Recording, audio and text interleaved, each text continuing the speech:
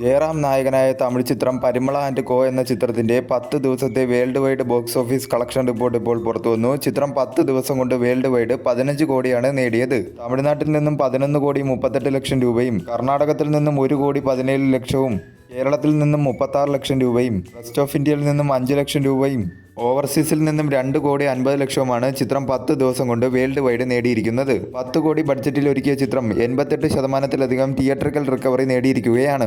70% ചിത്രം ബഡ്ജറ്റ് റിക്കവറിയും നേടിയിരിക്കുകയാണ്.